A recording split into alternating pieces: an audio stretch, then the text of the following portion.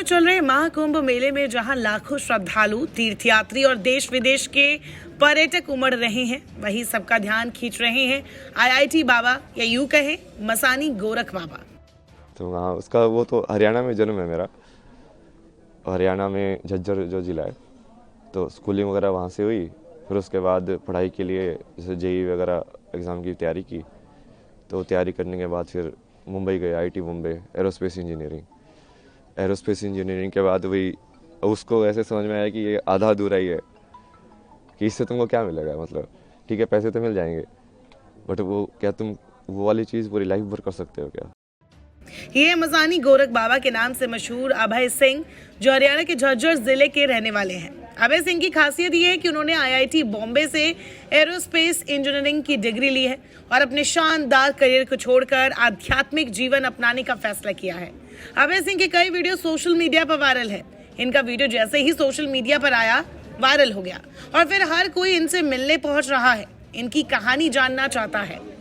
ऐसी चीज़ मुझे मिल जाए जो मैं करता रहूँ, बस मज़ा आता रहे, लाइफ चली जाए पूरी। और उसकी खोज में तुम निकलते गए, फिर जैसे मीनिंग ऑफ लाइफ तुम ढूंढते रहते हो, यार ये लाइफ का मतलब क्या है, मुझे क्या करना चाहिए। आगे बढ़ते जाते हो। उसमें बहुत सारे ऐसे रास्ते आए, बहुत सारी चीज़ें हुई बीच बीच में, यहाँ वहाँ मोड़ आए बहुत सारे। धीरे धीरे आके फिर तुमको वही फाइनली वही तुम ऐसे ही देखते हो कि जो होना होता है वो वैसे ही होता है। तो वैसे ही हुआ, सत्य तक पहुंचा मैं, जैसे भी पहुंचा लड़खड़ा के भटक के। फिर उसके बाद अभी तो जैसे फिर उसको समझ में आया कि अभी जो भारत का जितना भी ये वैदिक जो ज्ञान बोलते हैं या पुराना जो संस्कृति ज्ञान बोलते हैं, वो सारा का सारा उसी के ऊपर डिपेंडेंट है। मतलब अपने जितने भी हैं नाट्य शास्त्र या जो भी बनाए गए हैं, वो सब आध्यात्म को केंद्र बिंदु लेके बनाए गए हैं। अभय सिंह के बारे में जैसे ही दुनिया को पता चला कि वो आईआईटी बॉम्बे से एरोस्पेस में इंजीनियरिंग कर रहे थे, 4 साल की पढ़ाई के बाद उन्होंने आध्यात्मिक का रास्ता कैसे चुन लिया। कोई कह रहा है क्या उन्हें कोई तनाव था, क्या अभय बेरोजगार थे, क्या उनकी कोई गर्लफ्रेंड थी। तरह तरह के दावों के बीच पूरी सच्चाई क्या है, ये तो अभय और उनके परिवार वाले जाने। लेकिन अभय ने जितना मीडिया को बताया, उसके मुताबिक उन्होंने अपने जीवन के अर्थ की खोज के लिए दर्शन, सुकरात और प्लेटो जैसे महान दार्शनिकों के कामों का गहन अध्ययन किया है। एक इंटरव्यू में उन्होंने कहा, अब मुझे समझ में आता है असली ज्ञान क्या है। अगर आपको मन और मानसिक स्वास्थ्य को समझना है तो आप इसे आध्यात्मिकता के माध्यम से कर सकते हैं। अब यदि तुम वैसे देखो तो किसी चीज सवाल के बारे में सोचना, बैठ के चिंतन करना, वो भी आध्यात्म ही है।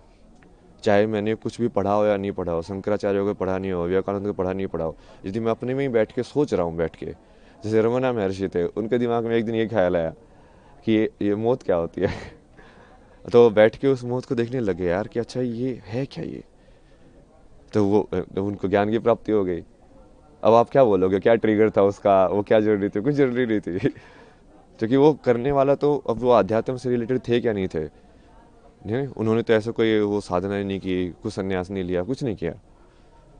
तो उसमें भी वही है कि आप उस चीज़ को अलग करके देखोगे कि हाँ अध्यात्म में आ गए हो, ऐसा कुछ नहीं है।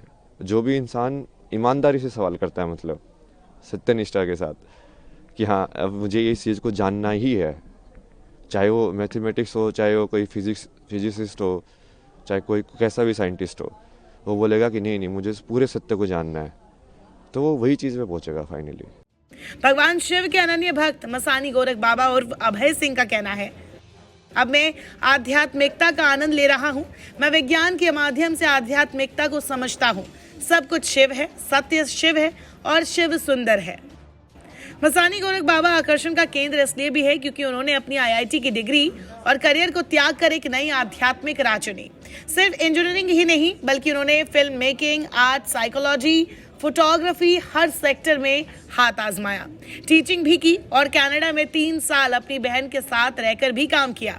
अभय सिंह ने आईआईटी मुंबई में दाखिला लेने के बाद अपने जीवन को लेकर गहरे सवालों का सामना किया। उन्होंने महसूस किया कि करियर में क्या करना है, इसे लेकर चिंता और डिप्रेशन में चले गए। मानसिक स्वास्थ्य, एंजाइटी और टेंशन से जूझते हुए उन्होंने नींद की समस्या और मन की गहराई को समझने के लिए साइकोलॉजी का अध्ययन किया। इस दौरान उन्होंने इस्कॉन और कृष्ण के विचारों की ओर रुख किया, जिससे उन्हें जीवन के अर्थ की खोज में मार्गदर्शन मिला। उनके मुताबिक ये यात्रा आत्म खोज और मानसिक शांति पाने का माध्यम बनी। और अब वो कहते हैं कि वो बेस्ट लाइफ जी रहे हैं। तो जैसे फिर उसको समझ में आया कि अभी जो भारत का जितना भी ये वैदिक जो ज्ञान बोलते हैं या पुराना जो संस्कृति ज्ञान बोलते हैं, वो सारा का सारा उसी के ऊपर डिपेंडेंट है। मतलब अपने जितने भी हैं ये नाट्य शास्त्र या जो भी बनाए गए हैं, वो सब आध्यात्म को केंद्र बिंदु लेके बनाए गए हैं। सब राग जो डिज़ाइन हुए हैं, म्यूज़िक से लेके, परफॉर्मेंस लेके, फिर रहन सहन से लेके, फिर जो परिवार का जो विधि है, शादी का विधि है, संस्कार जो होते हैं बच्चों के सारे ये उस चीज़ को केंद्र बिंदु लेके डिज़ाइन किए गए हैं। पूरा सिस्टम जो पूरा जो जैसे आश्रम की व्यवस्था थी पहले कि हाँ ब्रह्मचर्य आश्रम होगा, गृहस्थ आश्रम होगा, तो वो पूरा वैसे ही उन्होंने बनाया है कि अब इस माया में तुम कैसे डिज़ाइन करो कि वो आध्यात्म वाला जो कनेक्शन है वो बना रहे, कि लोग खो ना जाए ज़्यादा। क्योंकि माया को तुम हटा नहीं सकते हो, क्योंकि वो माया बनी हुई इसलिए एंजॉय करने के लिए, उसको जीने के लिए। बट वो यदि कनेक्शन टूट जाएगा, जो कि अभी काफ़ी टूटा हुआ है, अभी लोगों को वही लगता है कि ये सब अलग अलग है। अलग अलग नहीं है, वही की चीज़ है वो।